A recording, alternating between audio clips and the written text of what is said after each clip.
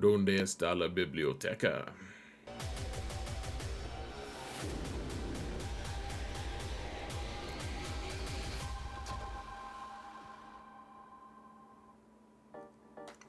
Hello everyone and welcome to another episode of Zareth Bones Up on his Spanish. Today we're going to talk about what to farm in Galaxy of Heroes because there's been a ton of new information since the last of these videos that I made. The Galactic Legend Ahsoka is on her way eventually toward the end of the year, and the new raid is here. We know what to expect on a lot of different fronts. There's a lot of information we need to chop up and figure out exactly what to do though, folks. So let's talk about it here, shall we? First, I want to say huge shout out to my patrons. You guys are amazing. Thank you so much for your support, guys. I couldn't do this without you, and I truly appreciate every single one of you. And if you want to support this channel for free, folks, all you gotta do is hit that thumbs up button, like, subscribe, comment. Let's mount the algorithm, shall we? I don't see why not. It's the algorithm may or may not be on Peridia or Naboo. It's kind of a where in the world is Carmen San Diego, just like the galaxy, or I guess multi-galaxy version of that. So let's go. Let's get out of here, out of this nonsense. So what are our objectives at the end of the day, folks? What are we trying to do? This is a character collector game, yes, but in order to do that well, we need a lot of resources. This is a resource management game, and we're trying to plan around that. So we're trying to get as much stuff as we can, because that, if we get more stuff, the more we'll be able to work on our rosters and advance them. So we also want to stay relevant. You want to be working on new characters when it makes sense. Some characters maybe you just want to kind of put on the back burner, etc. And obviously we want to be efficient where we can. There's also a ton of game modes in this game, obviously. If you're watching this video, you probably understand that. What is the thing that we need to focus on most? And almost always it's going to be, well, first off, Fleet Arena. You get a huge number of crystals if you can focus on that and get #1 place every day. And then obviously the current raid is also super important, which is a huge part of what we're going to be focusing on. And then everything else, yes, there are certain things that are more important than others, but I would say those two are the ones you really want to focus on here, folks. So how's the fleet meta going? It's stagnant, guys. There's nothing. I keep expecting them to release some kind of space whale or something as a capital ship for Ahsoka, something like that, but nothing so far. The only change I made to this whole slide actually from last time was I swapped Profundity out as the priority instead of Executor, because Executor, and I need to change the text actually at the bottom. It says that Executor and Profundity can climb an arena and beat all versions of fleets. Executor just can't really beat the version, at least in GAC, of, I mean, you only see it in GAC, of Leviathan with the dagger starting. And that's really frustrating, because you can't beat it, and then people just place that one team, and then you can't clear, and it sucks. So, Profundity does a significantly better job of managing that situation. So, anyways, the fleet arena, it's very important. Get all those crystals, folks. It really is. However, our focus today is on the raid and the new Galactic Legend stuff. So the new raid, and I just put this in tongue-in-cheek, the new Peridia raid, which, I mean, I think there's an okay chance that we get what is the new raid. Though I don't know for sure what we're gonna get, guys. It seems like it makes at least some sense. Even if we're not getting the raid at Peridia, we need some kind of placeholder for the new raid. So, given CG, they said we would have 8 to 9 months until the next raid. Oh, well, they said that last time, back when Endor raid was here. They were like, okay, 8 to 9 months, and then they announced the Naboo raid, and then they released the Naboo raid like a month or a few days before it was even 8 months. So, I don't know, you can't trust these CG types, but we have 7 to 8 months of this new raid that's here, and that's great, I suppose. And right now, folks, the new raid is here, and if there's ever a time that it's a good idea to be working on raid characters, it's right now, folks. I mean, I feel like that should be obvious. The new raid is here. You're gonna get the most bang for your buck. If you're going to, for instance, be working on Luminara, not that I would necessarily advise at that for every single account, but if you do, she's not going to be useful a little bit later on, guys. In 8 months, she's going to be worthless. You're going to be sad that you spend relics on her on some levels. And so, there are a lot of raid characters that you're not going to regret, but Luminara might be one.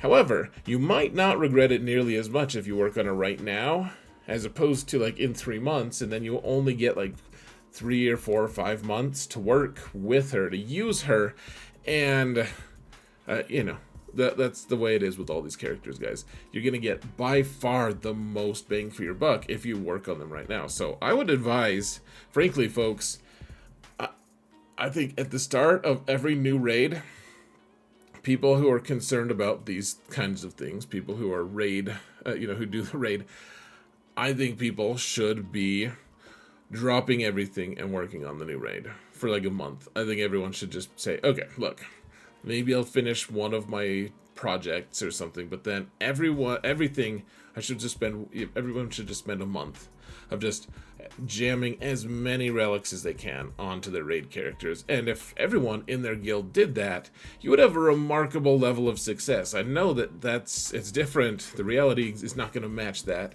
People want to farm what they want to farm, they want to be carried, etc. But I would say right now is a great chance to just get off your ass and work on the new raid.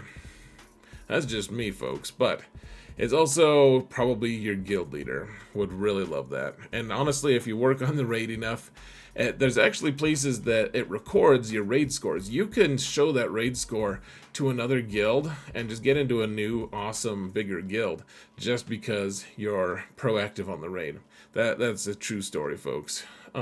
So what's safe to farm in the new raid? I'll be putting out a video that's way more in depth than this, folks. But here's a very, very brief version of this. So like the Gungans and the Queen Amidala team, pretty easy 2.7 or 3.6, and it's pretty easy also just in terms of no-brainer. You're gonna have these characters anyways. Like they're all gonna be good and worthwhile at least Relic 8. I mean, I guess Darth Maul and Darth Sidious could, you have them at Relic 7 anyway, so it's not a huge step, but those two are going to be really good in the raid as well. There's also a bunch of other, like you can split your Galactic Republic Jedi into a place where you can beat you can have 5 different teams that are going to get 2.7, or, if you decide to go the Relic 9 route, you can get a 3.6 with a ton of them. And so, for the most part, there's not that many characters that are worthless in this raid, folks. Like B1 and Droidica, I haven't seen many comps using them. And then Elf Jedi, Jedi Consular, and Koth. Is not... They're the ones that are not really that useful. Luminara and Kit Fisto are actually really strong in this raid. It just kind of sucks. You have to put gear on them, right? I mean, that's the thing that sucks, is because they're not going to be good after the raid. So keep on the lookout for a video of it, like probably this week, about the different raid splits and stuff. I have some interesting. I think you can do it with 4 teams. You can get a really good score if you just use 4 teams, frankly. And so, different teams than the guides that I've put out, in fact. So keep your eyes out for that. All right. Quickly, just briefly touching on Rise of the Empire. I show this clip every time because, in case something does change, this is something I would update. But Rise of the Empire Territory Battle hasn't updated for a little bit. The priority, of course, is, as you can see on the screen, Riva unlocks, Zepho and Mandalore unlocks for your guild so that you can get a bunch of GET2, so that you can kill that Kyrotech crunch. But You know, GT2, GT3, it's really nice to get.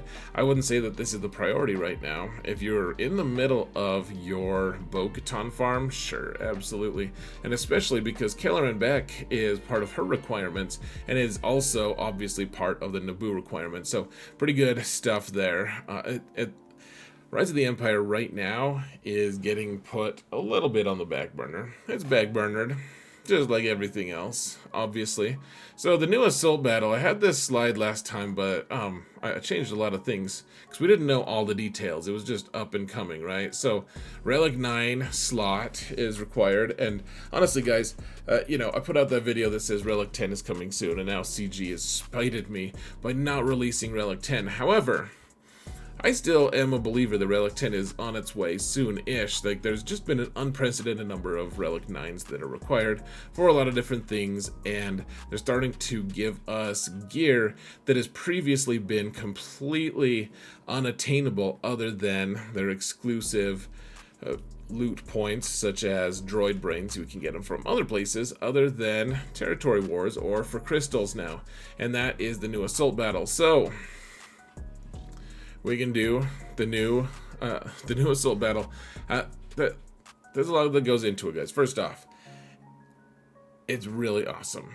If you can get to like Relic 7 at least, you get a lot of stuff. There, you don't get much if your characters are lower than like 5 stars.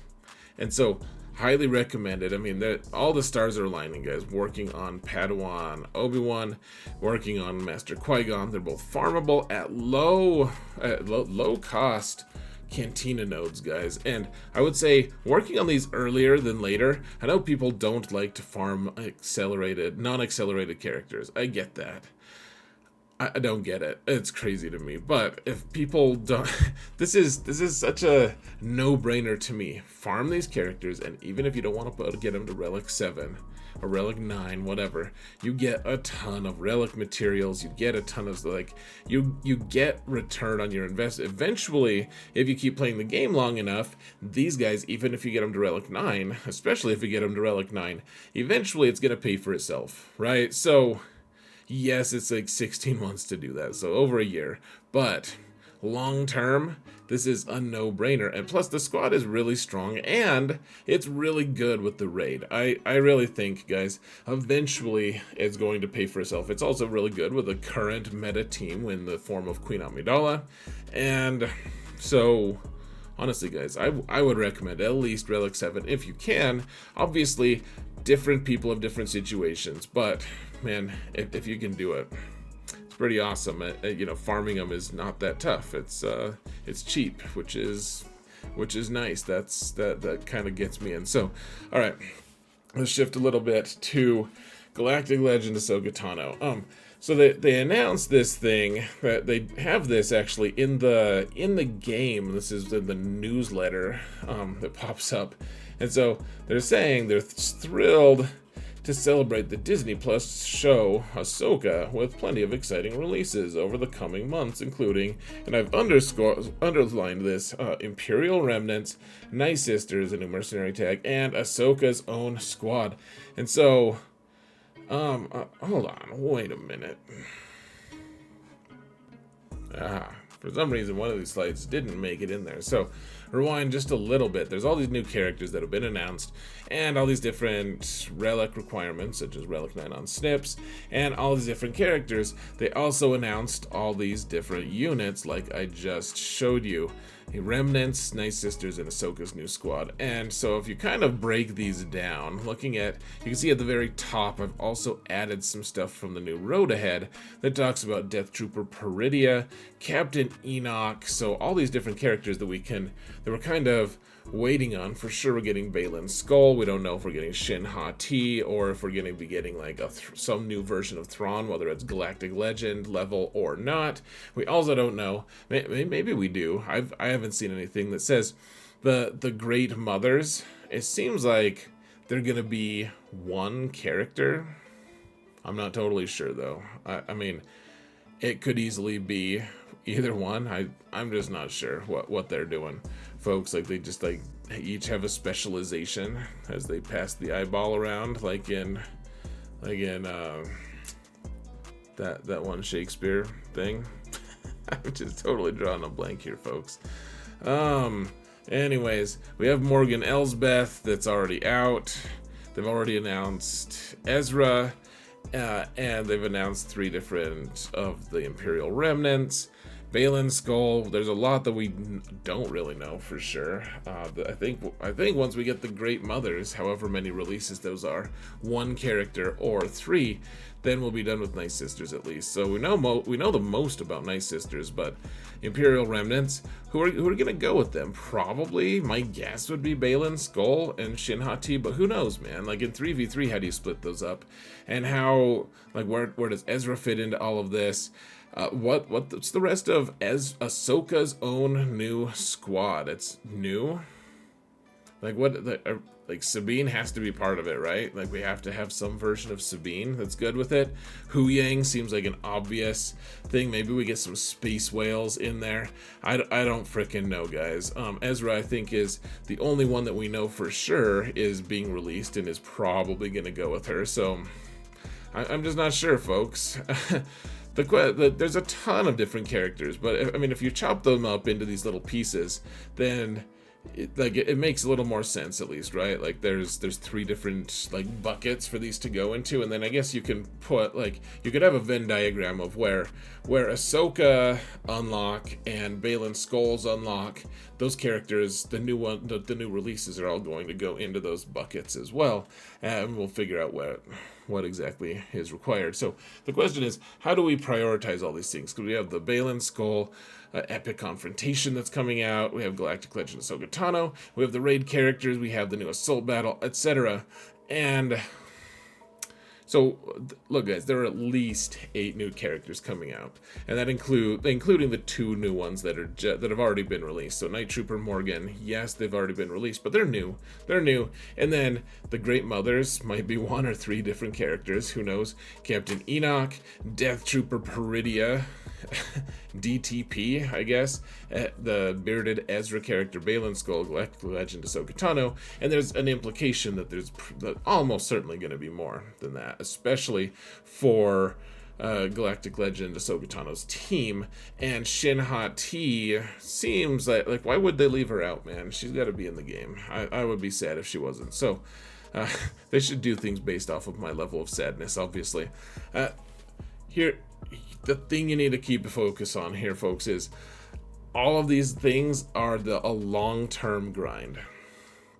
Yes, they're gonna have certain implications if you don't get like the Night Trooper.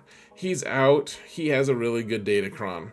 There's implications in GAC for you if you don't get it. But that's up to you. It's GAC. Like, you can get a little behind on GAC if you have to. There's still going to be counters to that stuff, as frustrating as some of them might end up being, and not having them, you can deal with that. You don't have to do it unless you really want to. The big thing to keep in mind, folks, is right now it's the raid.